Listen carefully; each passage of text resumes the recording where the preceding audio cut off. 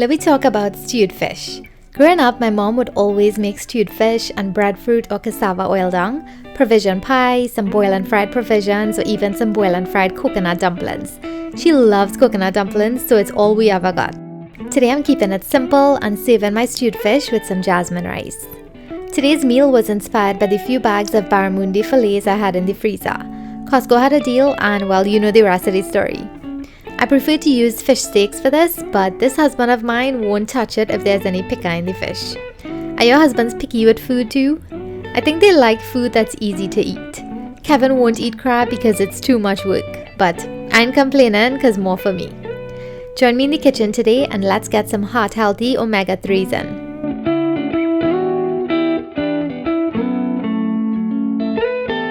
To get the recipe started, I'll show you all the ingredients I'm using today. Feel free to use this recipe as a guide and add or omit ingredients to suit your taste, and all the exact measurements will be listed in the description box below. First, I have the fish, of course, and I'm using barramundi or Asian sea bass. These are fillets, but usually this dish is made with the steaks because it's a bit tricky when the fillets are used because it's not firm enough to hold its shape when you add it to the sauce.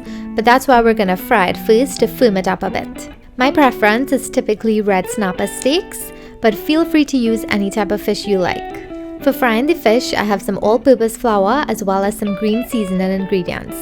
I have a pimento pepper or seasoning pepper, a piece of ginger, a head of garlic, some Thai red chilies, and some cilantro and bandhania, shadow beni or culantro.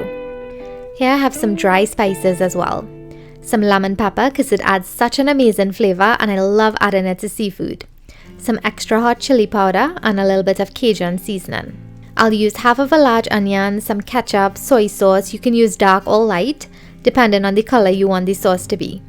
Some okras or okra, tomatoes, and I'm using sweet champagne tomatoes because they're low in acid. Some pimento or seasoning peppers, or you can use Fresno chilies instead. And if you like it hot, definitely add a hot pepper or two. I have some thyme and some bay leaves. This ingredient is optional, but it's commonly used for color. It's called roucou, annatto, or achiote, and it can be found in the whole form as seeds, the paste, powder, or liquid. I'm using some more garlic here because we can never have enough garlic. I'll also use a piece of this half-ripe mango to add some tartness to the sauce. Feel free to add tamarind or tambran, or even some pomsite also. And you know I love seeing fresh herbs in my food, so I have some parsley, a small piece of celery stalk, chive or scallion, and some bandhania, shadow beni or culantro leaves. As you can see, they come in individual vacuum sealed bags, which makes it so easy when I'm preparing our meals. I'm washing it with a little bit of lime juice and I'll cut it into smaller pieces. To season, I'm adding my favorite spices, some Cajun seasoning, hot chili powder, and some lemon pepper. Now add some green seasoning. I chopped garlic, ginger, pimento, chili peppers, bandhania, and cilantro in the mini chopper. I just added about 3 tablespoons here and I'll reserve the rest for the sauce. Give the fish a good mix and don't be afraid to get in there with your hands. When my brother sees me mixing seasonings in with a spoon, he tells me it won't taste good unless I use my hands to mix it. Although I'm wearing gloves, I feel like my hands are the best tools for getting the seasonings well coated on the fish. You can let it marinate for a few minutes or fry it right away.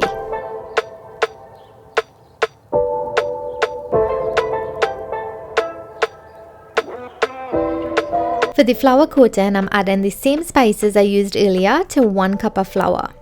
Now dip the seasoned fish slices into the seasoned flour and add it to some hot oil. These are thin, so they'll only take about 3 to 5 minutes to fully cook.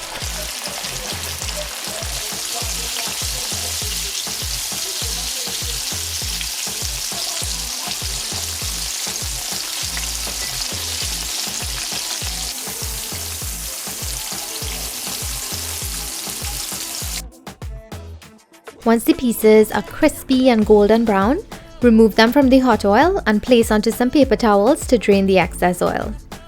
Some people cut a brown paper bag and use that as well. Do what works for you. You see the leftover seasonings here? That's gold. Save that for the stew sauce. Add some oil to a pot on medium-high heat and add the chopped onion in. Let it chunky or saute for about a minute. Add the garlic, pimentos, hot peppers, thyme, bay leaf, celery, tomatoes, and the chopped mango. I've added some water to the bowl of seasonings and I'm adding it here. Here's some of the roucou paste, some ketchup, and a little bit of soy sauce. Cover and let it simmer. After 10 minutes, remove the cover.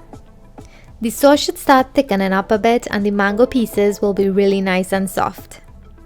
Add the reserved green seasoning now and the okras.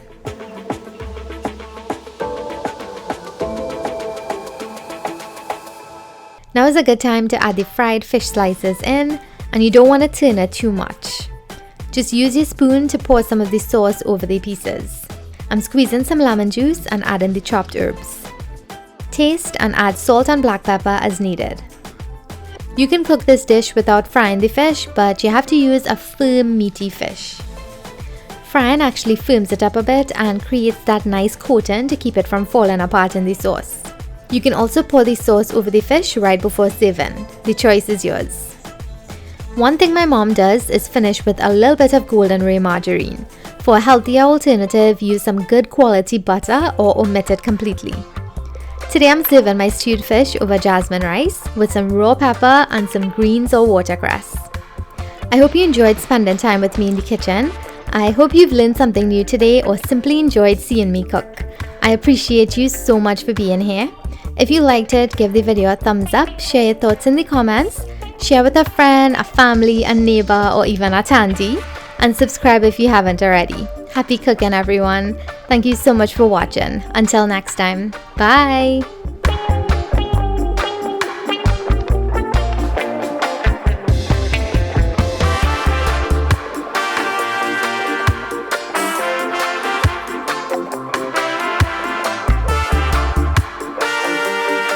So I just wanted to add this little part really quick.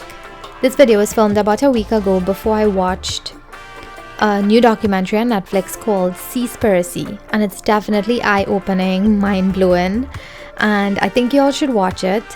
It's about the environmental impacts of fishing, and it really had me questioning whether or not these companies are being truthful about sustainable fishing. So I'm definitely gonna do my part and do more research and educate myself on this topic, and I might omit fish completely or just limit the amount I eat. But you let me know what you think in the comments below. It was definitely mind-blowing, the documentary, so you definitely need to go check it out on Netflix.